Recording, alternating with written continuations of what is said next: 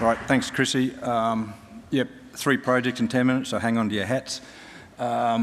Junior exploration company focused on critical metals, particularly nickel sulfide, but also copper, cobalt and lithium.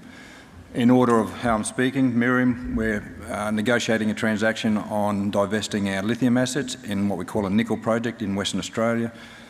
Mount Gilmore, New South Wales, where we've just identified a target for a joint porphyry copper deposit, never been drilled. I'll go through that in some detail. And also Lynn Lake, where we've been building, a long life, low cost nickel sulfide mining operation in Canada. $6 million market cap, active on 3 projects, so a lot of opportunities for investor with success. 2 very good cornerstone investors in Delphi, an Insto, a German-based Insto, and Blackstone, ASX-listed nickel sulfide development and exploration company. Very supportive of what we're doing. Right, Miriam. Miriam we picked up as a nickel sulfide project a couple of years ago. It's a small project just outside of Coolgardie in the eastern goldfields of Western Australia. So, discovery in 1969 of nickel sulfide, some good grades, never developed.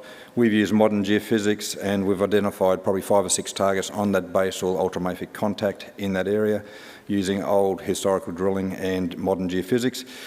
At the same time, we also found some outcropping spodumene in pegmatite. This was about 1.5 years ago. We've since been negotiating with the Western Australian government to get drill permits for the nickel and the lithium. In that time, we've seen the lithium market go up and down.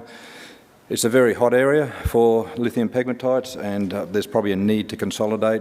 Our nearest neighbours are Future Battery Minerals just to the south. They own the Kangaroo Hills project. They've got the head start on us as far as exploration of lithium. We could see what they were getting in their drilling with some indication of what we would get in our drilling. The market wasn't rewarding good exploration results for lithium, and we thought we'd probably both companies benefit by consolidation. They had the head start on us, so they're funding exploration to earn 85% of the project. We retain 15% free carried until completion of a positive definitive feasibility study. So the deal is $2 million up front, $1 million in shares, $1 million in cash. They have their meeting on 20th of May this month, and that'll be that payment.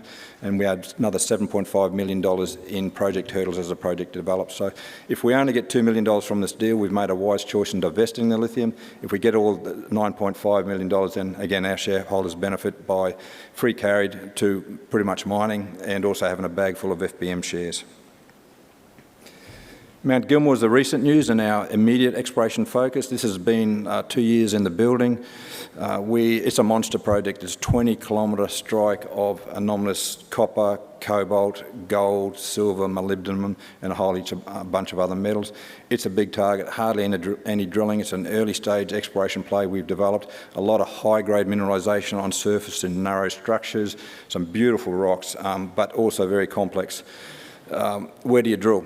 It's such a big target, and one of the mineralisation styles we found were porphyry copper, and so we, as a rule of thumb, juniors should never chase porphyry coppers. It takes a lot of drilling to prove up a porphyry copper deposit, and we didn't want to be in that situation.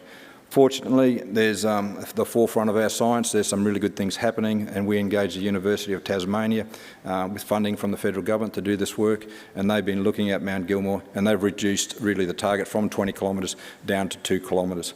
Interestingly, to give you some idea of scale, we drilled this project a couple of years ago, and we drilled a mineralised porphyritic rock. It had copper all through it. Where this target is 7 kilometres from where we were drilling. So that's the kind of scale. It would have taken us years to work that far north, that's for sure.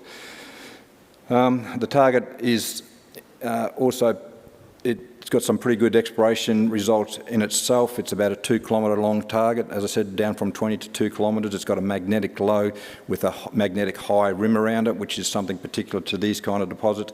It's got copper at surface. In mapping, you see disseminated sulfides, including chalcopyrite there. It's got a skarn copper magnetite skarn within 500 metres of it, and that's usually distal to these deposits. We've also done one line of IP geophysics across it, and that's got a chargeability anomaly sitting below it. So at the moment we're in the process of renewing our drilling permits because they've gone out of date, and this is a slightly different area where we're drilling before, of course, and we'll be drilling this hopefully, if not end of June, early July, and it's quite exciting. It's a big target, and that project's about an hour outside of Grafton in northern New South Wales. Lynn Lake, we've been building this since 2010. It's an old mining centre. It's got incredible infrastructure. We own all the mining centre now. We own all the exploration ground, historical exploration ground for nickel sulphide. It's got the township. It's got hydropower. It's run by 2 hydropower stations. It's got a sealed airstrip, hospital, etc., etc. So really good infrastructure to build a project on, and quite easily. This is a stand-back geological look at the area, and the mineralisation is hosted by these purple on that geological map, but these pipe-like bodies that bring the nickel and the copper and the cobalt to the surface. All these plugs have drill intercepts of plus 1% nickel from drilling dating back to the 1940s. The main mining centre is centred on the A deposit and the L deposit to the north. It was an incredible mine for 24 years, 1 million tonnes per annum per year, and developed down to about 1.1 kilometres below surface. You can see the grade there at 0.88. You think that's quite low compared to, say, the narrow high-grade komatiite nickel sulphide deposits in Western Australia. But the average grade globally of nickel sulphide deposits is about 0.8% nickel. What's unique about Lynn Lake is it's 100% sulphide. Typically in these deposits you get 0.2, 0.3% of non-recoverable nickel silicates.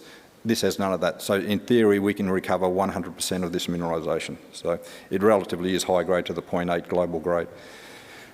This is a cross-section through the mining centre. The purple, I guess, polygons there are outlines of the mineralisation at a 0.3% shell. This is what we want to mine. So we want to mine those large bodies of mineralisation, fairly continuous, large-scale mining. We don't state the resource at 0.3, but there's about 50 million tonnes plus of material mineralisation within those mineralised envelopes as defined there. We report our resource at about 0.5 at 16 million tonnes only. So there's a lot of scope for size at Lynn Lake.